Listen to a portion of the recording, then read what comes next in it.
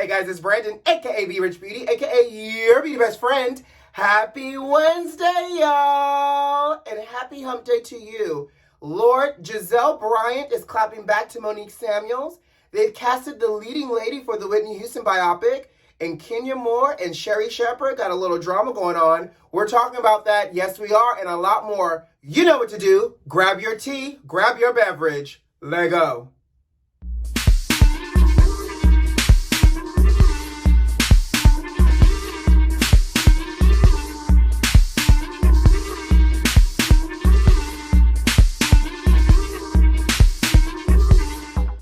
Jump into some hot topics. I hope you guys had a great week so far, and I am here to chat with y'all to get you through this hump day. Woo, Chile. If work isn't already stressful, Chinese flight attendants have been told to wear a diaper when they're working.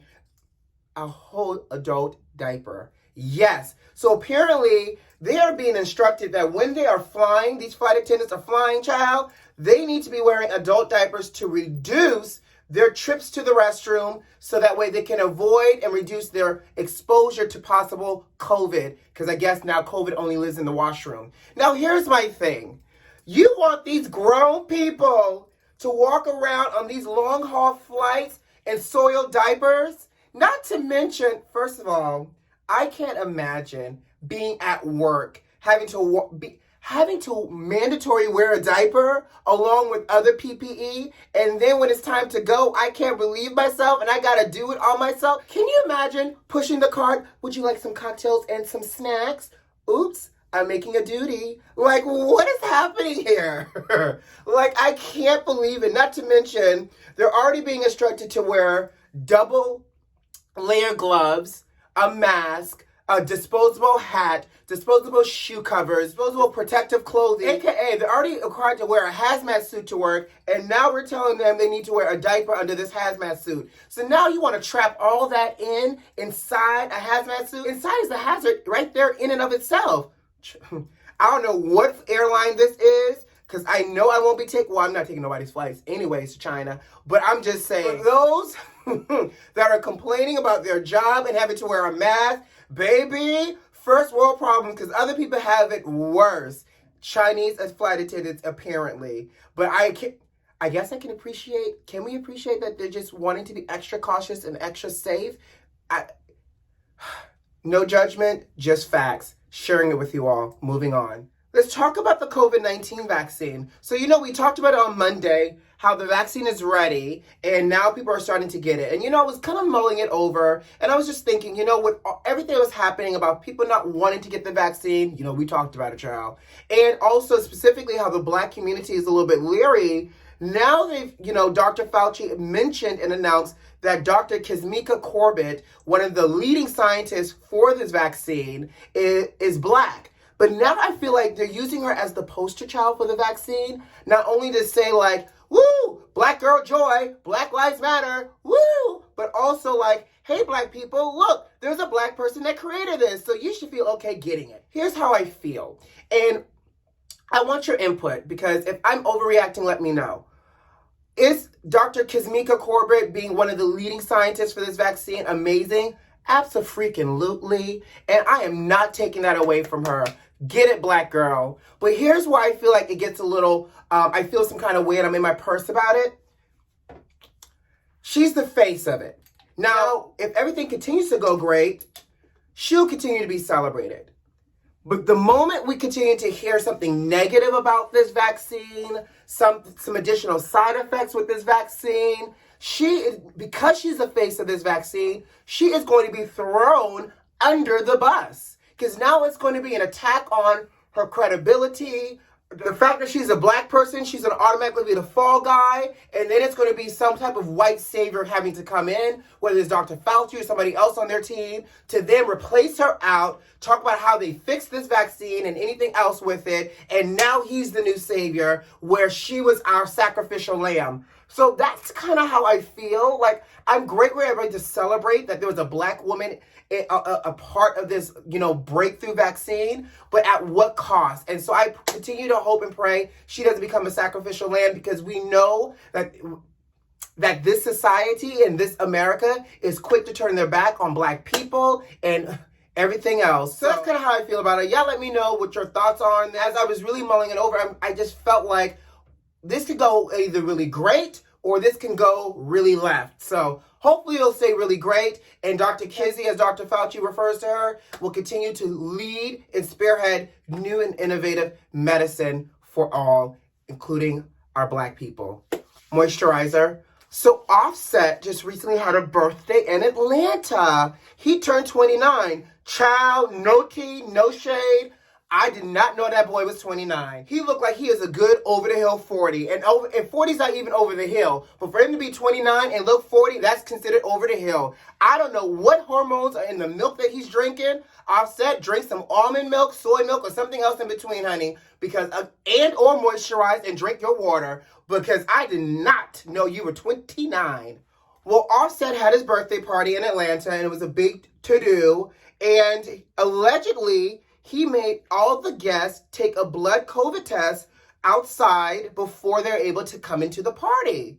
Now, kudos for Offset and his team making sure everybody is safe and able to party in this pandemic. But baby, I gotta tell y'all something. Let me look at y'all real quick. Let me blend this out real quick because this was just, I thought it was so funny. And him having that COVID truck outside of his party gave me flashback to my Atlanta days. I just could not help but think about my young, early, thotting and bopping and trotting days in these ATL streets, going into Club 708 or Atlanta Live. And as you go into the club, they got the little STD truck out front to test you going in or coming out. If you was coming out with a date, you might as well go get tested, right?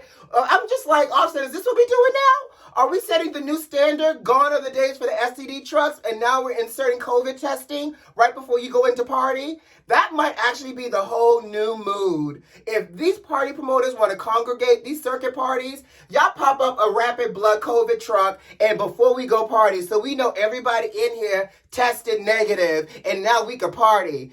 Offset, do it. I appreciate that you try to keep your attendees safe, but I just thought it was quite hilarious that allegedly he made everybody take a blood COVID test before they came on into the room. All right. So Gizelle Bryant is responding to Monique and her binder of receipts. Now, if you guys watch the Housewives of Potomac reunion episode 1, Monique came with a binder of receipts and pulled out a whole dissertation of receipts, child, directed at Gizelle Bryant and her ex-husband and her boyfriend, Pastor Jamal Bryant. If y'all remember, Monique slapped Gizelle with calling her a holy whore and said that Jamal was spreading his big D all across Atlanta. How she know he got a big D? I don't know. Side-eye. But Gizelle, feeling petty, said that Monique must have had a lot of free time in her hand if she can create a scrapbook of lies. Child, of course Monique had a lot of time on her hand. Outside of cooking for her family, raising her children, what else was she supposed to do? She couldn't film with y'all. Half of y'all stopped filming with her. So obviously she had time to scrapbook a book of lies. I mean, a receipts. She said, y'all not about to come for me. I know that my job's on the line. Monique was like, let me go ahead and get these scrapbook of receipts together so I can slay all these kids. And I'm going to show up to this reunion with this book wrapped in the armor of the Lord for the protection that I need. Monique was smart and also made for great television. So Monique is like, you can kick me off if you want to, but baby, I served and gave y'all a great exit on this reunion. Monique came through dripping, not only with receipts, but she is ready with her ammunition for each one of them housewives. I can't wait for part 2. But Gizelle, if that's the only clapback you got, a scrapbook of lies, sis, then you need to talk to your friends to help you with your reads beforehand, okay? Because I'm going to need you to come with something, girl. You can't give me basic fashion, basic hair, and basic clapbacks also. Love you, Gizelle. So speaking of drama, Kenya Moore and SHERI Shepherd apparently going at it with each other on social media. So apparently, SHERI Shepherd has clapped back on Kenya Moore based off of something Kenya said to Andy on Watch What Happened Live. So Miss Andy, honey, asked Kenya, what guest would she not like to ever be back on the show with? And Kenya mentioned SHERI Shepherd. She said that SHERI Shepherd must have forgot that she got fired and that she acted like she was trying to take over the show and that she was arrogant. Shots fired. Well, then SHERI clapped back, one by calling Kenya Kendra, catch that tease, She's already a woman after my own heart, honey. And then she said she wished Kendra paid Sheri to care as much as she paid her ex-boyfriends. Ooh. Now, you know, the rumor has been up to before Kenya got married, Kenya was allegedly paying men to be on the show with her as her boyfriend. So Sheri reached deep down in her clapback bag of tricks and threw out a clapback from seasons ago, honey, against Miss Kenya. Then, you know, I'm about to call her Kendra. Then, you know, Kenya clapped back and was like, you know, she was fired from The View, so maybe that's the reason why she thought she was taking over and acting like she was taking over the show when I was on. And Sheri said, boo-boo, before I left, we won our first Emmy, so don't try me. She said, Kenya, I have an Emmy. What do you have? All I know is I love a good Petty Betty clapback exchange on the internet, honey. So we'll keep that one posted, and we'll keep watching that one to see if it escalates. Knowing Kenya, you know Kenya always loves getting in the last word. So we'll see if Kenya has a clapback. The Whitney Houston biopic, I Want to Dance with Somebody, has finally casted the leading role. They have announced that Naomi Aki is going to play the voice herself. She's a British actress, and she starred in the Star Walker Legacy. I'm assuming it's a Star Wars movie, and also in Lady Macbeth. I am here for it. Clive Davis is in charge of the music, so we know she's going to be lip-syncing to the voice herself. So I need her to start practicing and lip-syncing for her life. Go to your local drag show, sis. Hire a drag queen friend to help you with your lip sync, because I need every Whitney Houston mannerism, ism, sweat bead, everything. I need the neck shake. I need the jaw to quiver. I need the hand movements. I need everything. I need Naomi to turn this role out. Because again, this movie will be in the theaters Thanksgiving of 2022. Front row, popcorn, turkey, mac and cheese, champagne. Call it whatever you want to call it. But he will be dragging everybody with him to the movies come Thanksgiving 2022. Speaking of entertainment, did you guys know that Taraji P. Henson was getting a spinoff to Empire? I did not know. Well, apparently, Taraji has signed a first look deal with Fox through her own production company for a spinoff focusing on Cookie Lyons. Well, rumor has it, and allegedly, and everything else in between, that the project is delayed and being shelved primarily because of production issues. 20th Century Fox is being sold to Disney, which has caused now a delay. So now they're trying to look at shopping this over to Disney-owned platforms like ABC or Hulu. Now, here's the thing. I actually think this spinoff would do really good on Hulu, because on Hulu, you could be a little bit edgier and racier, because you know they push the boundaries with Cookie on Fox, on Empire. I say take it over to Hulu and let it be nice and scandalous like a Power or something like that, and give it to us all. Hopefully they'll have a more robust cast, because I don't know if I want to watch an hour of just Cookie alone, but I like the fact that they want to capitalize on the breakout star, because let's be real, Taraji Henson was really the breakout star for Empire. So let me know, are you guys up for a spinoff for Empire? I think it'd be interesting to see.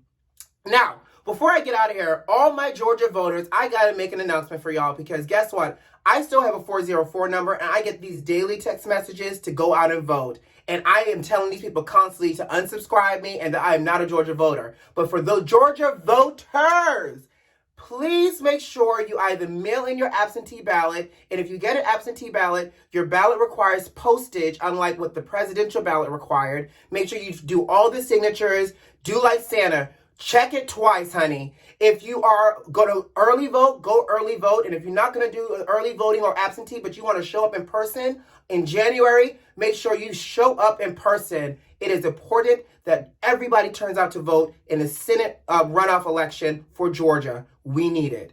All right, guys, I got to get out of here. You know what to do. Subscribe to the channel if you like this video if you like, and leave me a comment. Most importantly, are those notifications turned on? I hope so. Who loves you? I do. See you Friday, guys. Bye.